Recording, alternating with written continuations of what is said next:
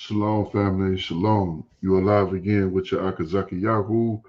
And as always, I'm giving praises, honor, and great esteem, as always, unto the Most High Power, the Heavenly Father, Yahweh, by name, Bashem, in the name of his beloved Son, Yahushua Hamashiach, the Messiah. And to the 12 tribes of Israel, all 12 tribes scattered to the four quarters of the earth, I say Shalom, Wa Baruchim, that is peace and blessings. And I cannot wait till the day when the Most High brings us back together and we are once again 12 tribes, one family, one nation, under the Most High power, under one covenant. Back in our own land with a heart of flesh, that's one to another, and no more a heart of stone. Again, that's one to another. With our enemies, our adversaries, and all those who hate us under our feet. All praises to the Almighty Yah. So this video I'm bringing to you right now.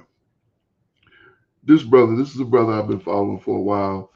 He tells stories on historical events of the past. And I'm going to be honest with you, Israel. It's hard. It's difficult to hear some of it. But this is our history. These things happen to our people. And the scripture said, remember the days of old. So it's not meet for us to just forget, brush it under the rug, act like it wasn't what it was. These are the situations that our people had to endure during those times. And it was not nice. It was not good. It was not cool. It was horrible. It was shameful. And it was difficult. Nevertheless, Most High have brought us through all these situations.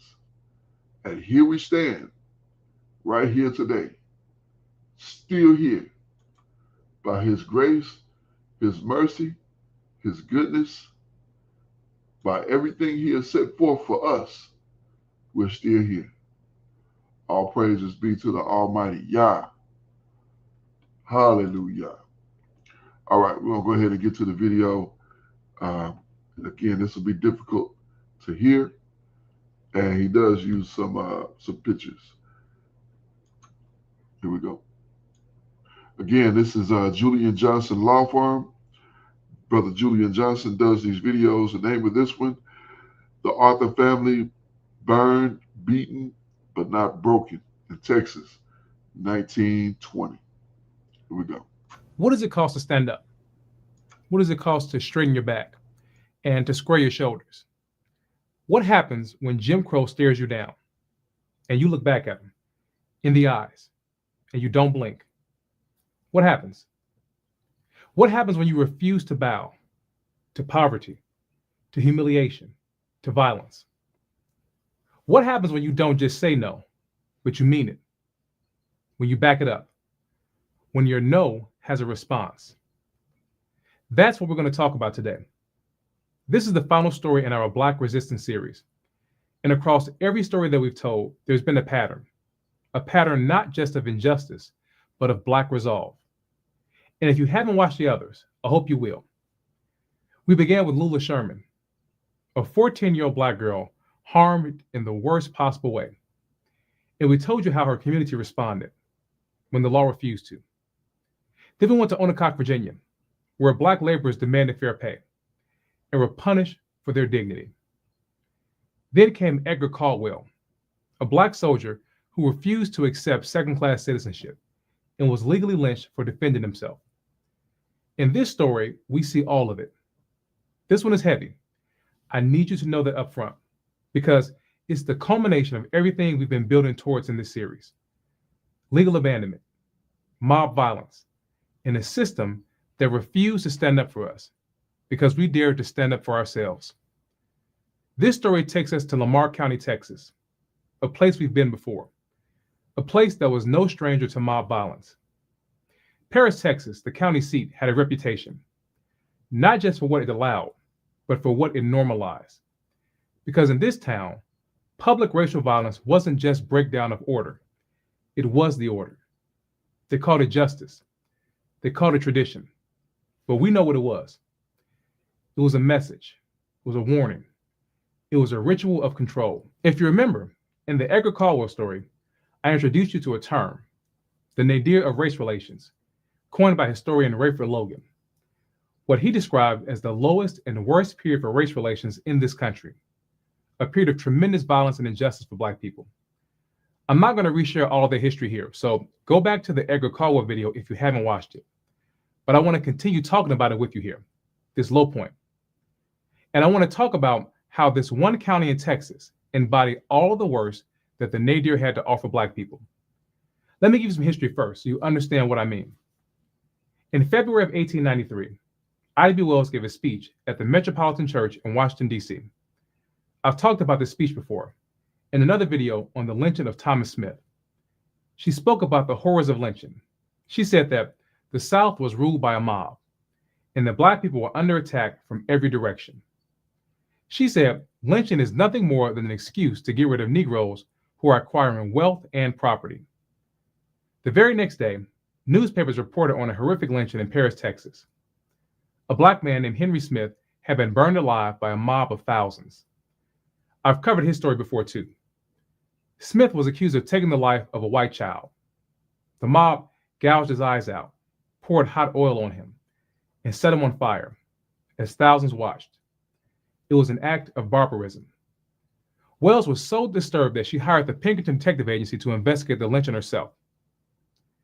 At the time in Paris, Texas, there was a Black family watching and witnessing all of this horror, the Arthur family. They, along with the Black people across Lamar County, were powerless to stop it and horrified that so many took part in it. But little did the Arthurs know that their own family would become another chapter in Lamar County's long record of injustice against Black people. What horrified Wells in 1893 was going to happen again, this time to the Arthurs. And it will be worse, because this time, the fire didn't just take one man. It came for an entire family. Let me tell you about this family. Scott Arthur was born around 1851 in Alabama. Because he was born 14 years before Black people were emancipated, that means he was likely enslaved and experienced all the horrors that came with it. There is some evidence to support this. Census records indicate that Scott could not read or write. He would have been 14 when emancipation came for Black people, and enslaved Black people were forbidden to read and write. And the fact that Scott could not lends weight to the likelihood that he had been enslaved. We don't know when or how, but Scott made his way to Texas. We know from looking at census records that he was already in Texas in 1893, when Henry Smith was lynched in Paris. Scott was married to Violet Arthur. Violet was born around 1861 in Arkansas. Based on the year that she was born, 4 years before emancipation, it's also likely that she might have experienced enslavement. Scott and Violet lived like most Black people did during these times. They worked the land as sharecroppers, just like they had during enslavement, working every day in brutal conditions, making barely enough to survive. But they did survive. They survived some brutal and horrid conditions in Lamar County. Let me explain what I mean by that. As I said earlier, Lamar County, and Texas in general, was not exactly a haven of safety and stability for newly freed Black people. In fact, it was the opposite. Lamar County has a dark history of lynch mobs and racial violence dating back to the Civil War. During the war, a mob burned a Black enslaved man named Rube. Reports from the time said that 500 people gathered and watched as Rube was tied to a tree and set on fire. And after emancipation, things did not get much better. During the Reconstruction era, mobs took the lives of no fewer than 400 Black people in Texas. Every time Black people tried to move one step forward into freedom, racism, injustice, and brutality showed up to kick us 10 steps back. The Klan established a chapter in Lamar County in 1868 to frustrate the efforts of the Freedmen's Bureau by taking the lives of white people who were sympathetic to Black progress and taking the lives of an untold number of Black people. When Black people began to establish themselves and make economic gains during the cotton boom, once again, Jim Crow stepped in to knock us back down. In 1890, a mob of 10 white men came to the home of an elderly Black man named Andy Young and took his life. They hanged another Black man named Jack Bailey later that same year. And in 1892, a Black man named Jared Burns lost his life after a white man got upset over an unpaid debt and the return of a horse. And I've already told you about the 1893 lynching of Henry Smith and how gruesome and barbaric that was. This was the world that the Arthur family lived in, a world filled with hatred and violence. Hatred for them and for everyone who looked like them. Hate for hate's sake. A world where being Black was the reason for your suffering, for your second-class citizenship, for your poverty, and many times for the brutality that ended your life. I'm telling you this because I want you to put yourself in Lamar County, Texas. I don't want you to just see the Arthurs as a Black family that suffered, but as a family that lived, that breathed the air of injustice, that tasted the soil of brutality every single day. Not during a moment of crisis, but as the backdrop of their everyday lives.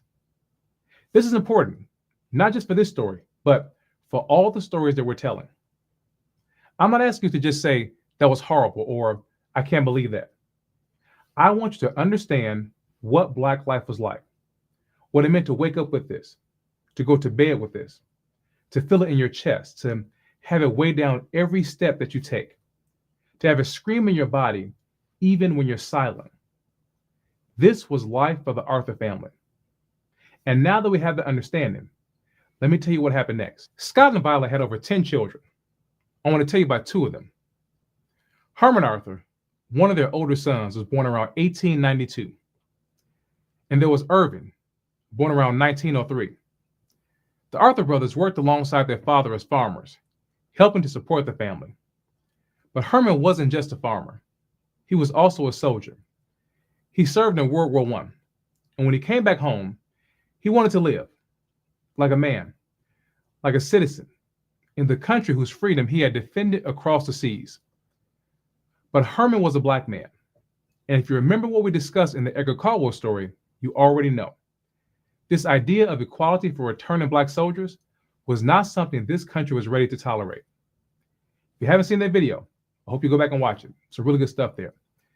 We talked about what was happening in that moment right after the war, when Black men had seen the world, had worn the uniform, and were no longer willing to accept second-class citizenship under Jim Crow. Herman had seen 2 sides of Paris, 2 cities, same name, but worlds apart. It was a tale of 2 Parises.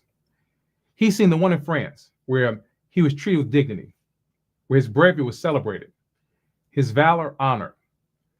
But back in Paris, Texas, he saw the other, a different view entirely. He was back in this Paris, the one that did not care about his service, did not honor it, so no valor, so no value in him at all. Just another one of Jim Crow's victims. In France, his uniform meant protection. He was protected, and he was the protector all at once. In Texas, it made him a target. They shared a name, but not the same spirit. Charles Dickens said it best in his famous novel, A Tale of Two Cities. It was the best of times and the worst of times.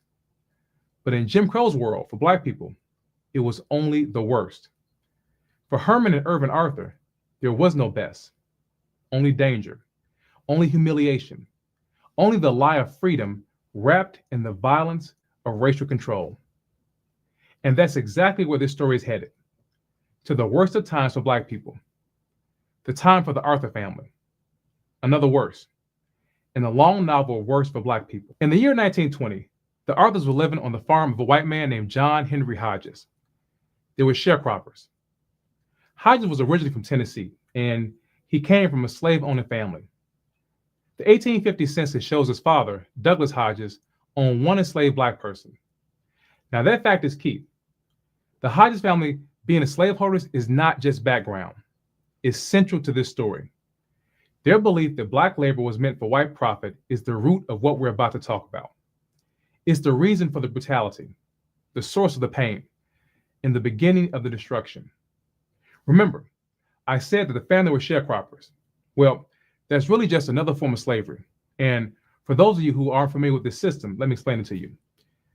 After emancipation, white landowners still needed cheap Black labor. And one of the many ways that kept Black people tied to the land, working practically for nothing, was through a system called sharecropping.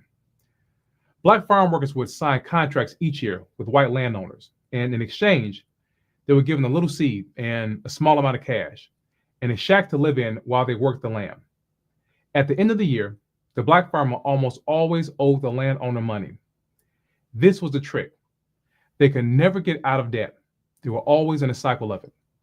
And then they'd be forced to sign a new contract for the next year, just to pay off what they owed from the last. This is how the South kept black people bound in new forms of bondage long after slavery was over. The system moved from slavery to sharecropping. And when black people resisted, when they fought against the system, when they did anything that threatened the white planters' profit, violence was used to force them back into place. The Arthur family was caught up in the middle of this system: slavery and sharecropping. Scott Arthur started in one, and his children were now stuck in the other. And it was resistance to that system that changed the Arthur family forever. In July of 1920, Herman was around 28 years old, and Irvin was about 17. Scott and Violet were up in age. Scott was 69 years old, and Violet was 59. Most of their children had already left home. Only 6 remained: Herman, Irving, and 4 of their daughters: 10-year-old Cora, 12-year-old Millie, 15-year-old Mary, and 16-year-old Eula. Hodges wanted to extract every penny he could from the 700 acres of land that he owned.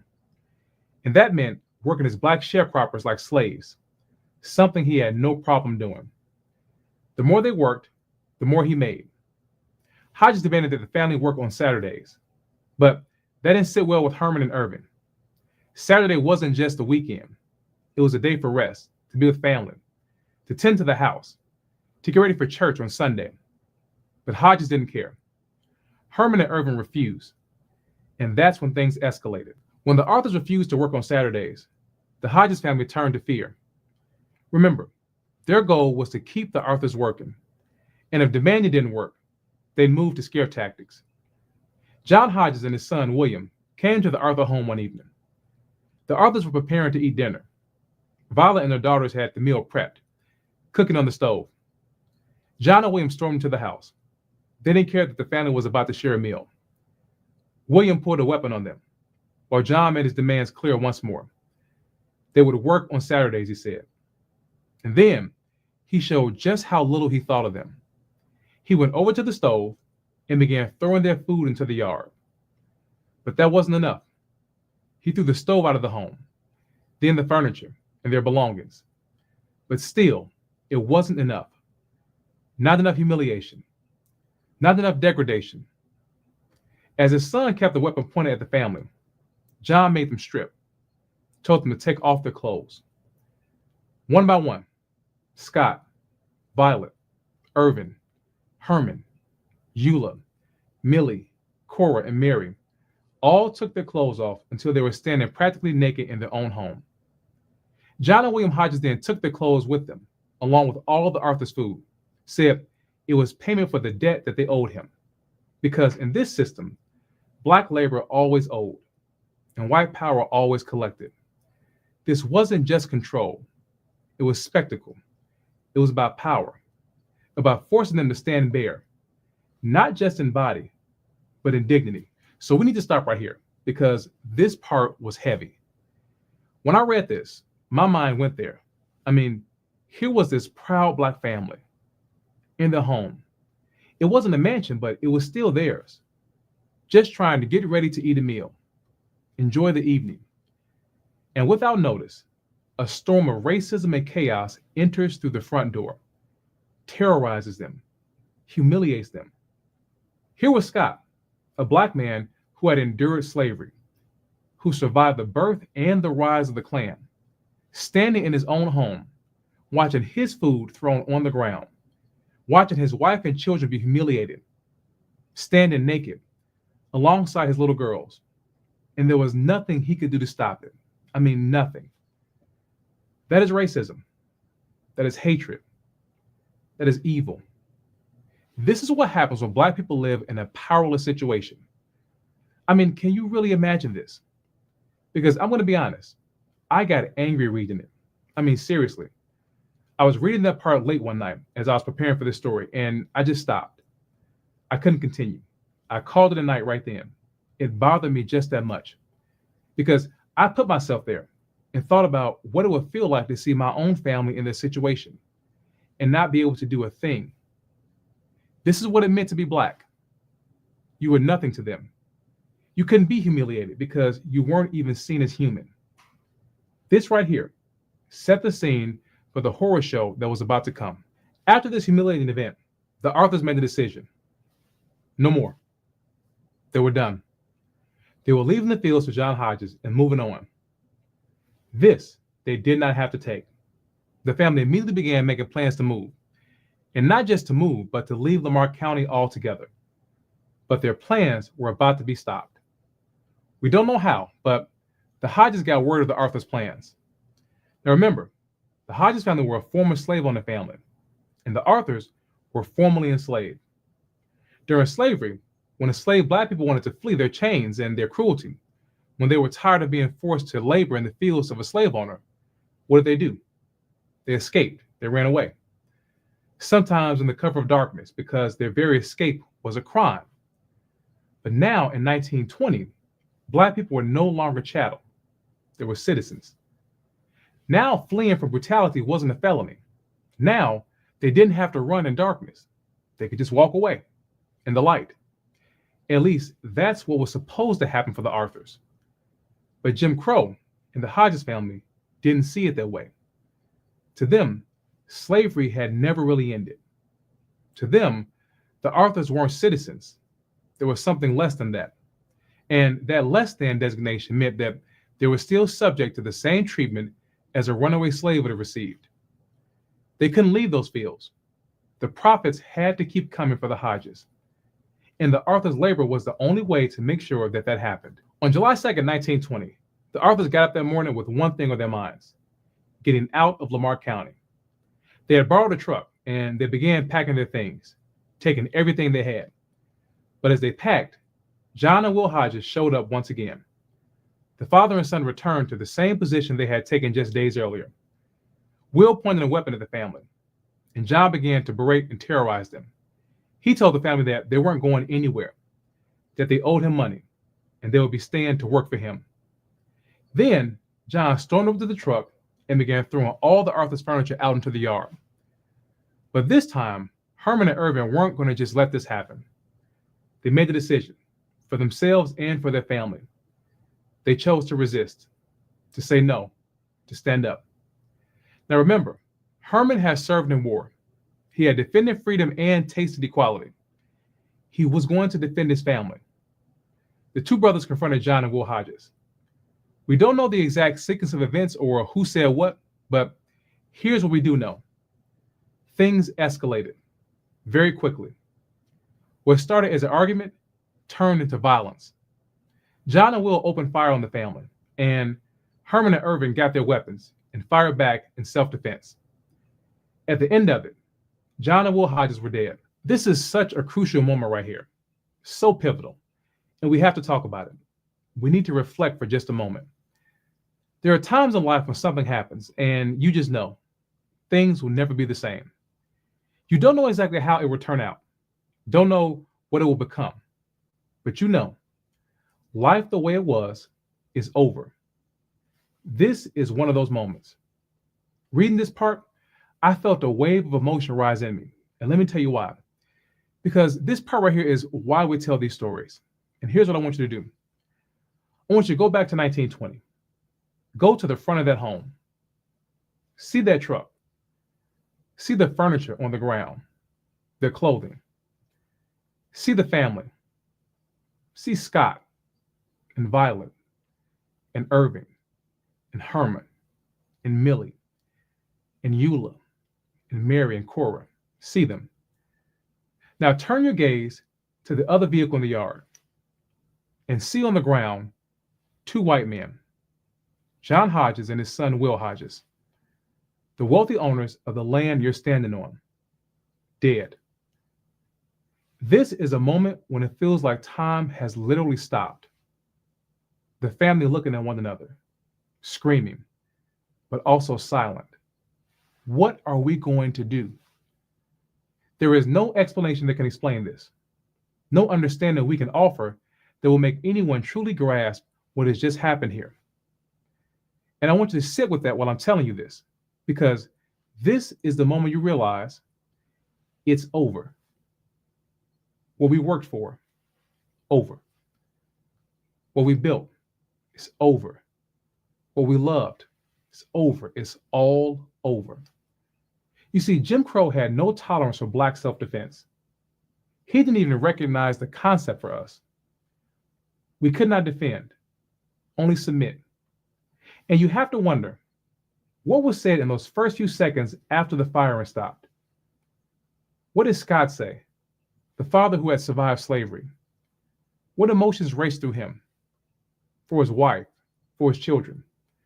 There was nothing he could do to save them from what was about to come. And he knew it. Irvin and Herman had fired those shots. What did they think? This wasn't France. This wasn't war. This was the Jim Crow South, where the rope and the flame were considered tools of peacekeeping. What went through their minds?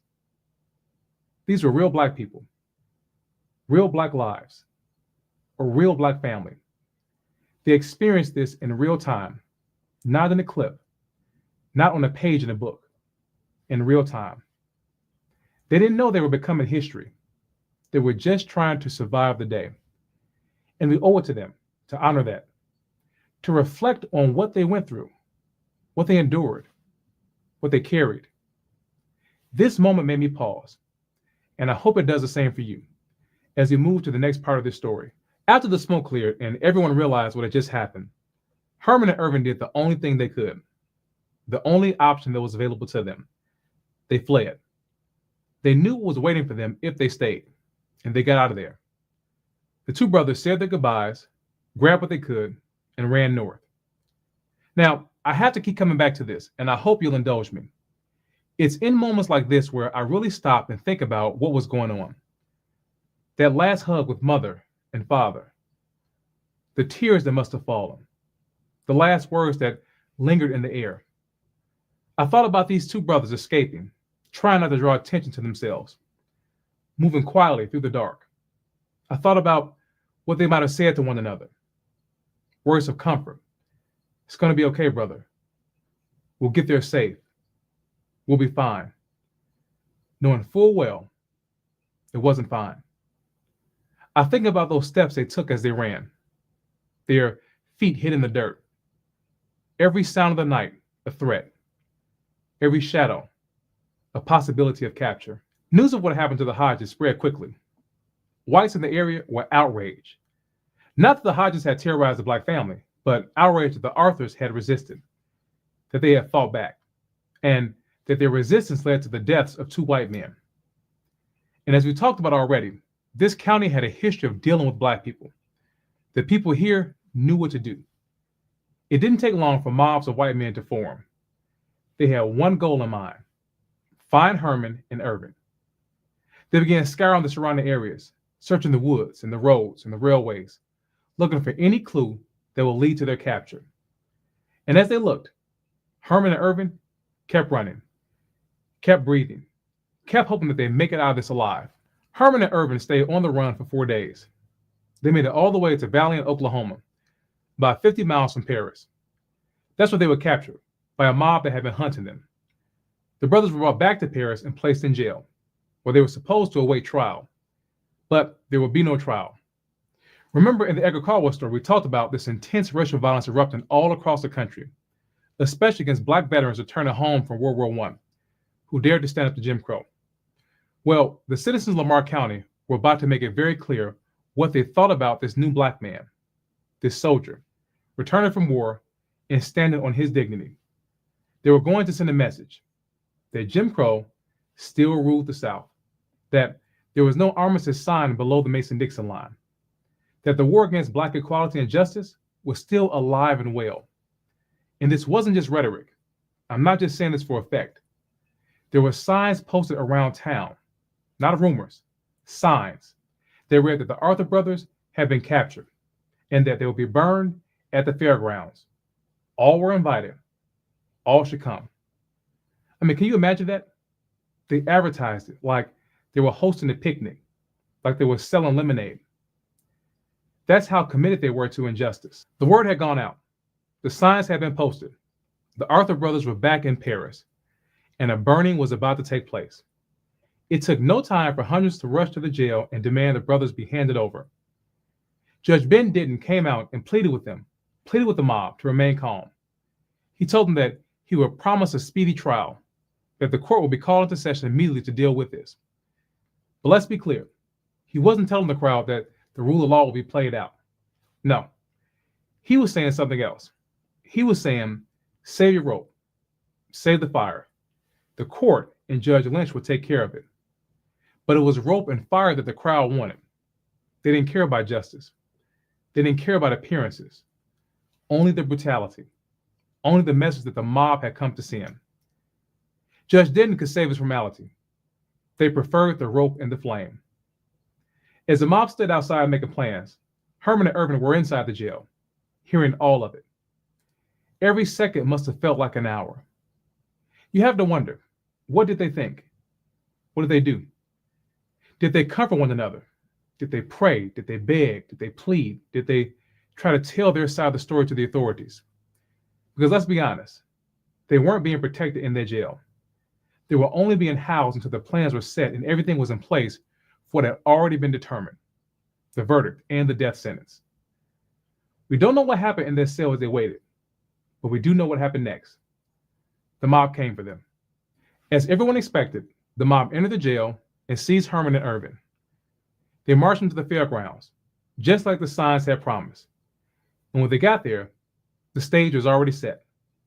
The wood was already piled near the flagpole. The fuel was already laid out, waiting to be poured. The crowd was already gathering. That detail, the readiness of it all, gives us deep insight into how injustice operated against Black people. Lynching is often talked about as if it were some kind of sudden burst of racial rage, something wild and spontaneous and reactionary. But that's not how it worked. It was rarely sudden. It was rarely chaotic. It was planned. It was organized. It was rehearsed, like a performance that everyone already knew their part in. Someone had to chop the wood. Someone had to haul it, stack it, arrange it. Someone had to bring the fuel, enough to make sure that it burned hot, long, and bright. Someone had to scout the location, the fairgrounds, to make sure it could hold the crowd and give them room to watch. And someone had to write those signs carefully and legibly in large, bold letters and make sure that they had a hammer and a nail to post them in places where everyone could see. This wasn't the work of a few angry men. It was the work of a community. Each person playing a part in the theater of brutality. Each step carefully choreographed to inflict maximum terror. And they always got it right. They always knew how to carry it out. They always knew how to organize brutality, how to coordinate the perfect storm of injustice against Black people. A crowd of 3,000 people rushed to the fairgrounds, all wanting to see what was about to happen. Some of them even ran ahead of the mob, transporting Herman and Irvin because they wanted to get the perfect spot to watch, just like they had 30 years earlier with Henry Smith. And just like Henry Smith, Herman and Irvin were tied to a post. It was time. Before the fire, someone asked if they were sorry for what they had done to the Hodges. Herman gave one final act of resistance. He said, "No, I am not sorry. I would do the same thing again. I would take the life of any man who imposed on my mother and sisters." And with that, the wood was stacked around them. The fuel poured. The flame lit. Herman and Irvin Arthur were then burned alive. I've told a lot of stories like this for you, and it never gets easy. I remember reading this part and literally just stopping, turning away from my computer, leaning back in my chair, and just sitting in silence. I think I stayed quiet for about 5 minutes. I just needed a moment. And I know you're aware of this, but I'm going to say it for your hearing. This happened. This really happened. Thousands of people standing shoulder to shoulder, cheering and laughing and celebrating as two Black men were burned alive. This isn't something out of the medieval times. This happened in the 20th century. Let me make it even more plain for you. There are people alive today who had relatives that attended this lynching. They may have even heard stories about it. passed down about the time when these two black men, these two brothers, were treated as less than human. You wouldn't burn an animal alive, but thousands showed up for this spectacle. And after it was over, they went and had dinner. They washed clothes. They had a piece of cake. Herman and Irvin meant nothing to them. Black people meant nothing to them. Herman and Irvin saw the flame being lit. They knew what was coming. They knew the horror that was coming. They knew the pain that was coming. They knew it wouldn't be quick. And they knew it would hurt. That was their last moment on earth, surrounded by evil. We were able to find Herman and Irvin's death certificates, and I want to show them to you now. I want you to see and read how Black injustice was recorded.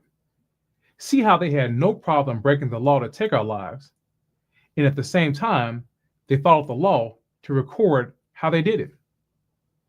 Take a look at the language, what's written, what's not written. They said they were burned to death by persons unknown. Thousands were present, and not one name mentioned here. As gruesome and horrific as it sounds, it still wasn't enough. Not for the mob, not for Jim Crow. Herman and Irvin had suffered, but that wasn't the end. The rest of the Black community needed to be taught the lesson too. The mob took Herman and Irvin's charred bodies and threw them into the back of a truck. Then they drove to the Black section of town. A procession of vehicles followed, paraded their remains through the streets, slowly and deliberately, sending a message. In the lead truck, the mob shouted, quote, "Here are the barbecue Blacks. All Blacks come and see them and take warning." And they didn't say Blacks either. They used another word, a word I can't say and won't say, but you know what the word was. Can you imagine being a Black person in your home, hearing that, seeing that, looking out the window and watching a parade of death pass by, meant just for you? As I keep saying, this was life. This was the air that Black people were forced to breathe. This was the fear they had to swallow. This was the message burned into their memory. These were the conditions Black people were forced to survive. But we did survive. In the days right after the lynching, a new fear began to spread. Not fear among Black people. This was fear among white residents. Rumors started to circulate that Black Parisians were planning to fight back, that retaliation was coming, and the white community responded the way they always did, with more force. White men and boys raided the local hardware store, and they armed themselves with knives and weapons and ammunition.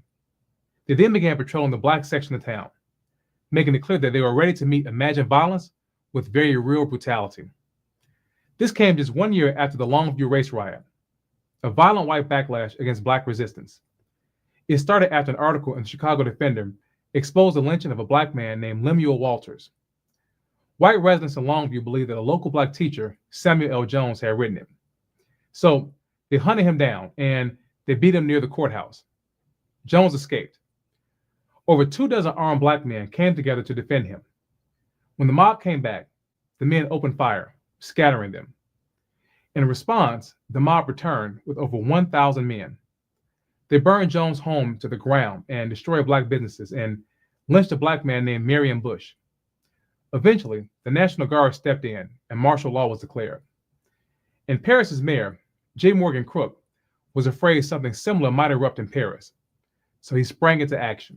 He deputized 20 special policemen and he shut down the roads and called a meeting. A group of white and Black leaders gathered. But this wasn't a peace meeting. The white delegates made it clear. They were not there to reckon with what had just happened. They were not there to grieve or to reflect or even consider justice. They were there to warn Black people. They said the meeting was meant to impress upon Black people that they need to be discreet and temperate in their speech and conduct. That was a direct quote. In other words, don't talk too loud. Don't complain. Don't act like you're angry, because we're watching. And then came the part that truly shows you what Black people were up against. One of the white delegates said, "Don't even think about leaving Paris, because that won't change anything." He told them, quote, "You'll be treated the same wherever you go if you don't behave yourselves." Think about that. Two black men had just been lynched, burned alive, paraded through town. And this was the message sent to black people: you better behave. Even though that was the message to the black people in Paris, it was outside of Paris that black people, and the black press in particular, took up the resistance. They did not behave. They let it be known that this was barbarism. The Chicago Defender ran a story with the headline, "Texans Rejoice as Men Burn." The article described how in Lamar County, Independence Day celebrations were a two-day affair. The first day was filled with patriotic speeches, but that wasn't enough. They had one more day at the fairgrounds where they burned the Arthur brothers. And the NAACP also spoke out against what happened. NAACP Executive Secretary at the time, James Weldon Johnson, called out Texas Governor William Hobby for his refusal to bring the mob to justice. In a public statement that ran in the black newspaper, the Negro Star, Johnson asked the question, "Christian America, is there any justice within your power? How long will you burn human beings at the stake? What will be your end?" Now, if you recall, I touched on this very topic in the last video in this series, the one about Edgar Caldwell. I talked about how Dr. Martin Luther King Jr. once preached a sermon titled "Rediscovering Lost Values." And in that sermon, he said that America had no problem accepting the laws of physics and nature, but refused to accept the laws of morality, especially when it came to black people. Dr. King preached that sermon in 1954, 34 years after James Weldon Johnson said almost the exact same thing. And as a side note, for those of you who didn't know, James Weldon Johnson was the man who wrote "Lift Every Voice and Sing," the Black national anthem. Just a fun fact I thought I'd throw in for you. The lynching had gotten a lot of press, and it was making Paris look bad, and something had to be done. So a mass meeting was held by the Chamber of Commerce, and there, a grand jury was called to investigate. And that's exactly what happened. In response to pressure, both local and national, a special grand jury was convened in mid-July. Its job was to investigate the lynching and to name the ringleaders. Now, the appearance of justice had taken over. Citizens had started writing to Judge Denton saying that they supported the grand jury. And the papers made sure to carry their story, doing everything they could to make Paris look like a place of law and order, a place that didn't tolerate mob violence. So the grand jury got to work. Witnesses were called in. Most said nothing, but still, somehow they managed to come up with 5 names. 5 names out of 3,000 people who watched 2 black men burned alive. The ringleaders were all white farmers. They were Wilbur C. Claw, Ernest Coggins, Tom Dobbs, Charlie Lucky, and T.D. Holderness. As for the legal proceedings, nothing came of them. After the 5 men were arrested, the case was moved to Grayson County. Judge Denton said that he couldn't keep the case there because they wouldn't get a fair trial in Lamar County. We don't exactly know what happened after that. The court records were destroyed in a fire. But here's what we do know. None of them were convicted. We know that because census records show that all 5 men were still living in Lamar County afterward, living their lives, untouched, unpunished. Now, this story is not over just yet, because there's one part we haven't discussed, one group we haven't come back to, the remaining Arthurs. They suffered too, tremendously. Remember, I told you that the mob has seized Herman and Irvin from the jail and marched them to the fairgrounds. Well, one of the places they passed on their march was right past the Arthur family's home. The family was outside, watching, as Herman and Irvin were led to their deaths in chains. Their sister saw them, and it was too much. They screamed at the mob as they passed. They were powerless to stop it, but that didn't stop them from raising their voices, from crying out in anger and agony. Screaming was all they could do. And even that was too much for the mob. It didn't sit well with them. So they came back for the girls, came back for 10-year-old Cora, 12-year-old Millie, and 16-year-old Eula. They were arrested and thrown in jail. And once there, they were beaten. But it didn't end there, if only it had. The men weren't finished. They were taken to the basement, and there, they were violated over and over again by the police, and as many as 20 men. After the men had their turns, they threw the girls out and sent them on their way. Just when you think it can't get any worse, It does. Because I literally got sick to my stomach reading this part. The kind of evil you have to be consumed with to do this. To do this to Cora and Millie and Eula. They had just watched their brothers, Herman and Irvin, march towards the flames. And now, here they were in a basement, facing the unthinkable. And why? Because they screamed. Because they raised their voices in protest. Because they dared to show resistance to injustice. And what's tragic is that their pain and their horror has been overshadowed by what happened to their brothers. We're not comparing. We're not saying one was worse than the other. What we're saying is that this is what these three endured. And it was also horrific. 20 men for hours. And as horrific as it sounds, remember, they experienced this in real time. We're horrified just learning about it. But these sisters, these little girls, these children, Cora, Millie, and Eula, they breathed through every second of every minute of every hour of this. They cried until their bodies couldn't produce another tear. They screamed until their voices gave out. This is the kind of horror where time stops, where you have to come out of yourself just to survive it. They were treated as if they weren't even present, as if their bodies didn't belong to them, as if they weren't human at all. This is awful, but this is what they did to us, to our sons and to our brothers. They burned them alive. And to our daughters and our sisters, they violated them. But it's still not over. Not yet. After watching his sons dragged away, after watching his daughters be arrested, not knowing if he'd ever see them again, Scott Arthur had a decision to make. Do I wait? Do I stay here and hope they don't come for the rest of us? He couldn't risk it. Not at 69 years old. Not with Violet. Not with the rest of the family still in danger. So Scott made the only choice he could. He fled. But they had nowhere to go. So they escaped into the swamps and lived in the woods, out in the open, for weeks. No real shelter. No real food. They survived by stealing what they could from nearby farms and watermelon patches. Eventually, after all they endured in that jail, Cora, Eula, and Millie found their way back.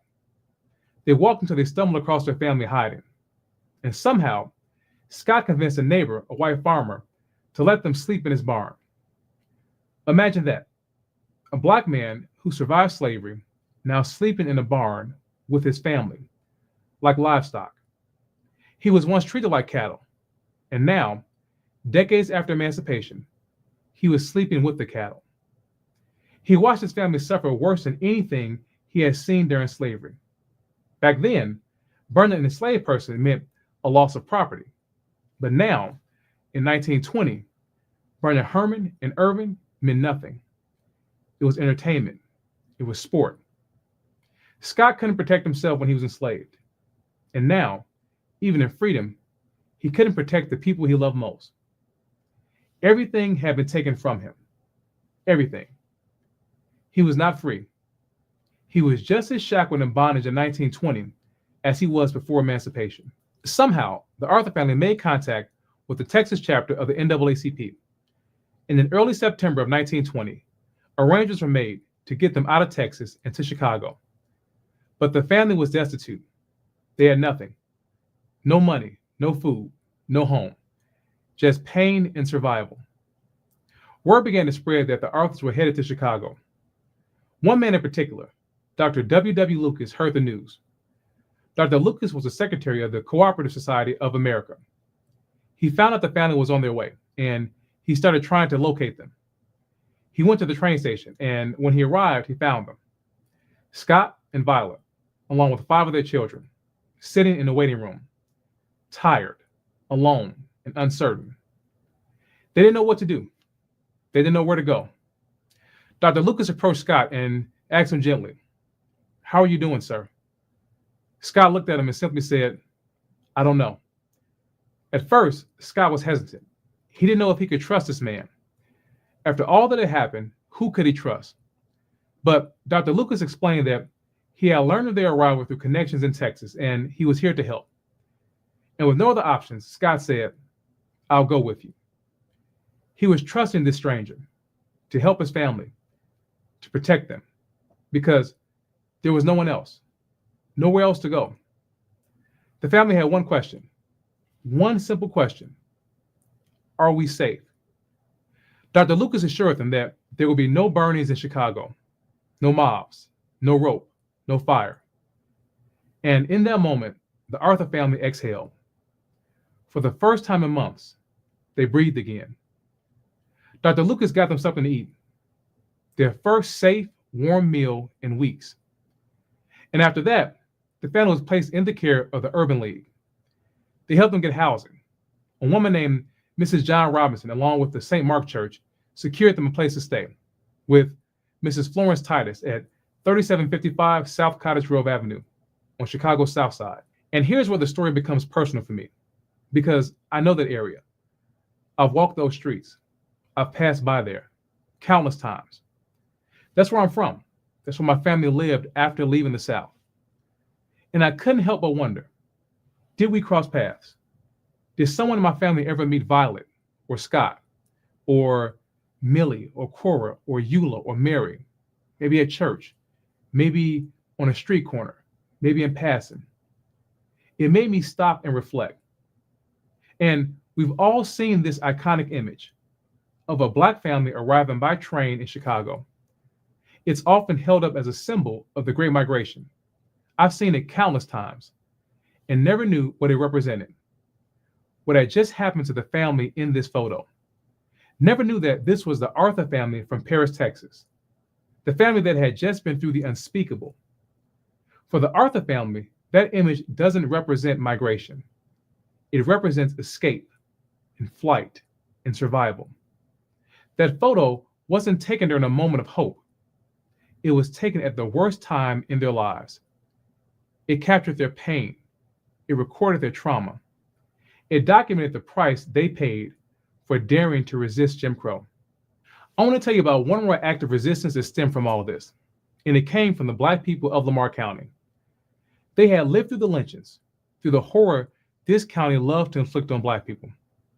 They had seen the 1893 burning of Henry Smith, and now the 1920 burning of the Arthur brothers.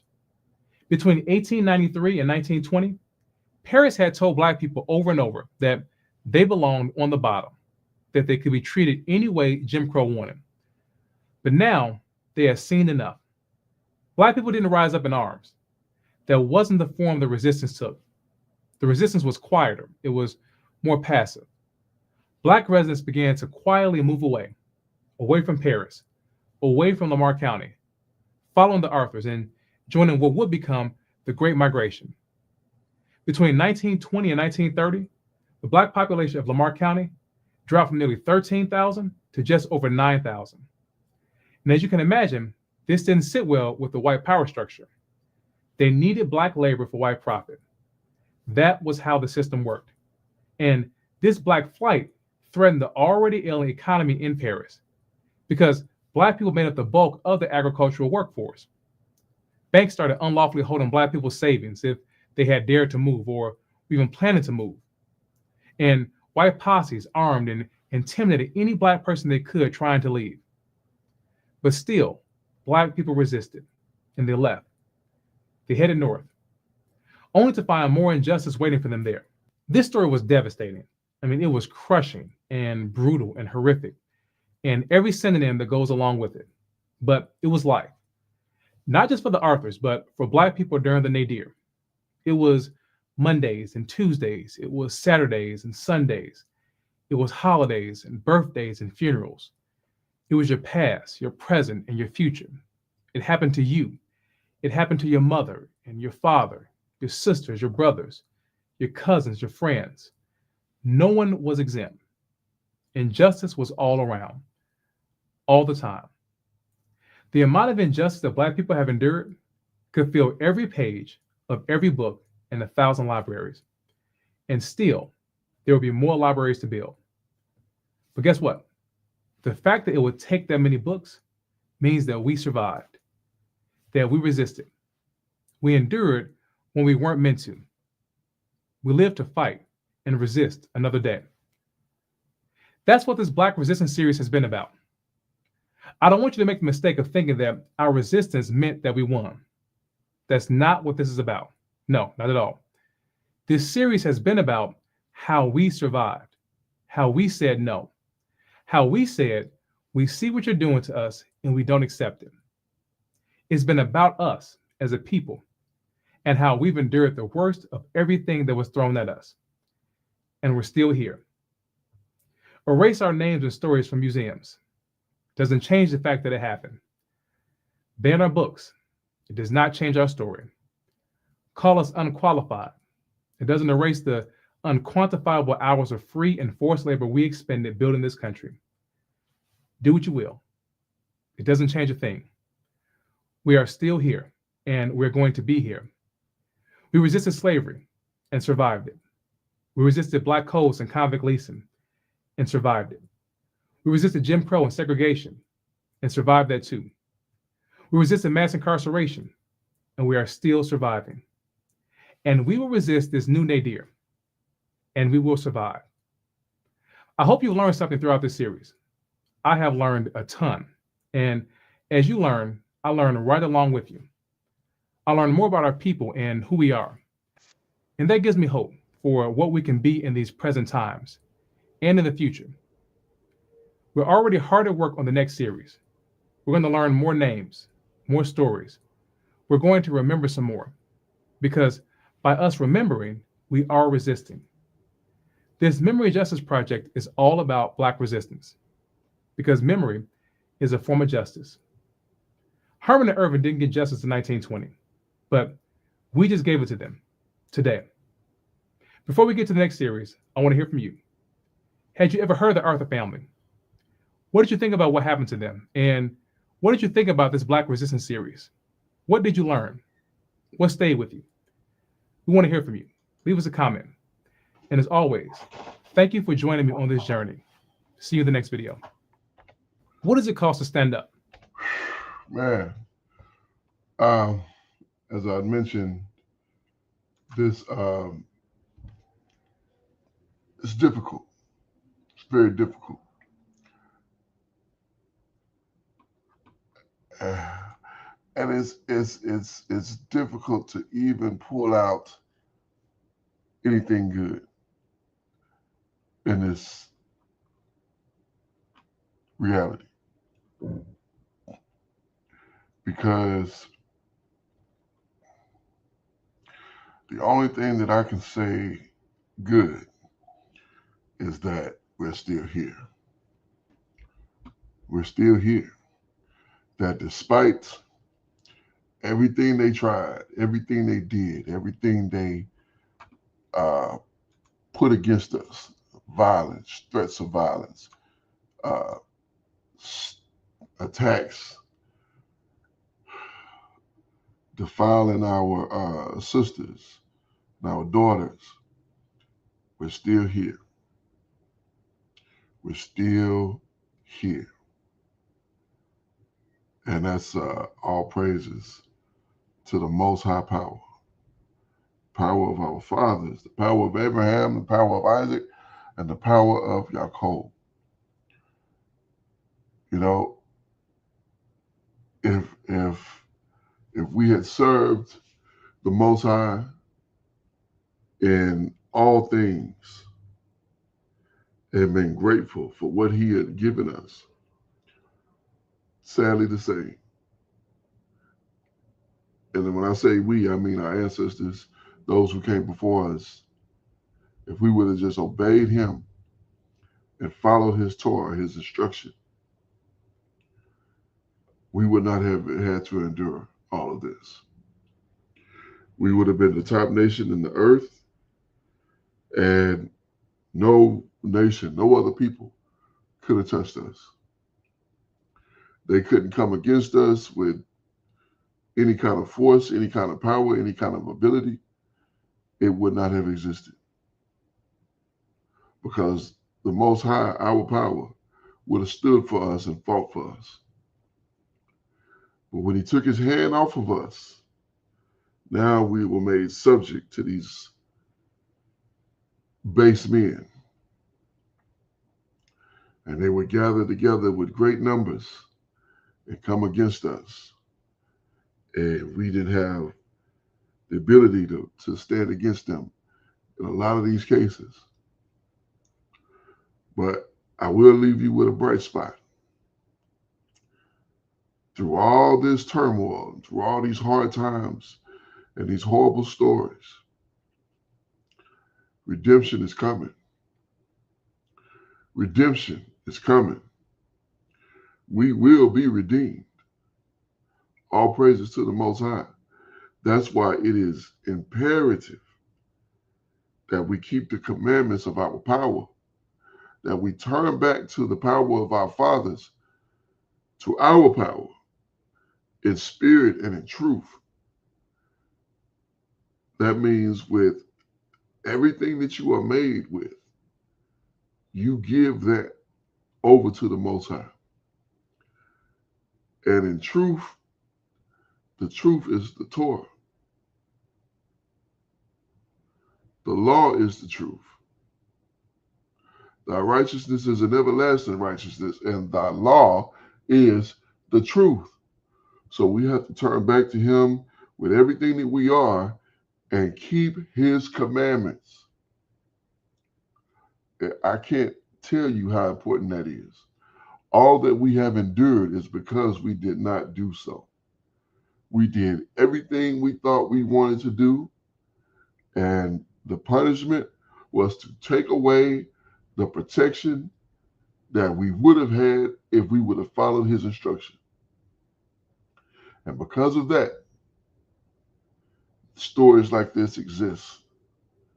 These stories would have never happened if it not had been for disobedience, for idolatry, for turning our face against our power.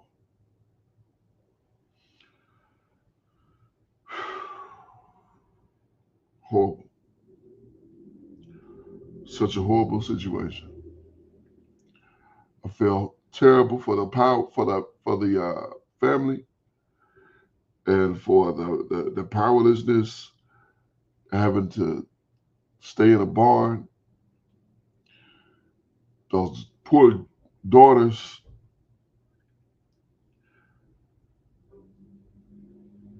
And these heathen men, and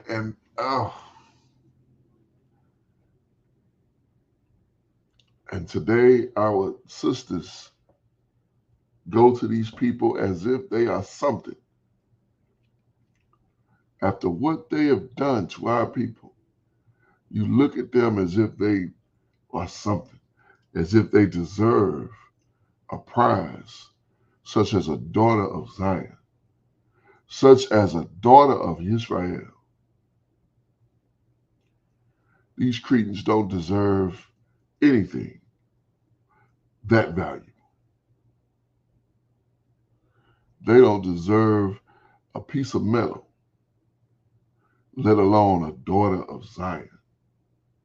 The most precious women walking the face of the earth. And some of you go to these heathen dogs. Horrible. Absolutely horrible. 20 of these devils just took liberty with these daughters, with this man's daughters, as if they were not even anything. That is so outrageous. I'm going to leave you with that. Thank you for watching.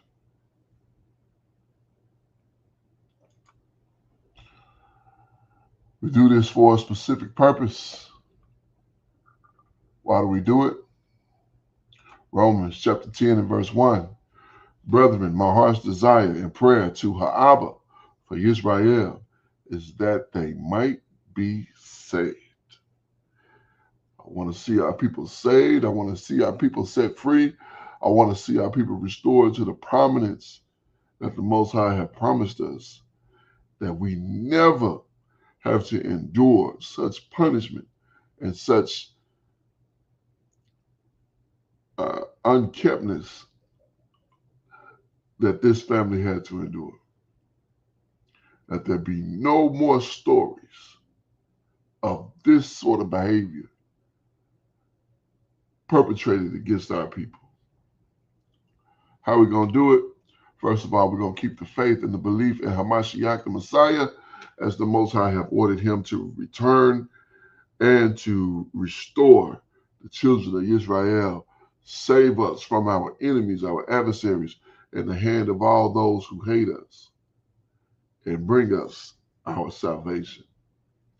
Also, Ecclesiastes chapter 12 and verse 13, let us hear the conclusion of the whole matter, fear the Most High and keep his commandments, for this is the whole duty of man. At the end of the day, when it is all said and done, all the dust is settled and all the smoke is cleared, we will be judged on whether we have feared the Most High and kept his commandments, because this is the whole duty of man. I cannot stress the importance, the entire importance of following the instruction, the Torah, the law of the Most High, Yahweh, because that's what we will be judged on. And that keeping his commandments is the duty of all man, as men of Israel and women of Israel. I am your Akazaki Yahoo, signing off. Shalom, family.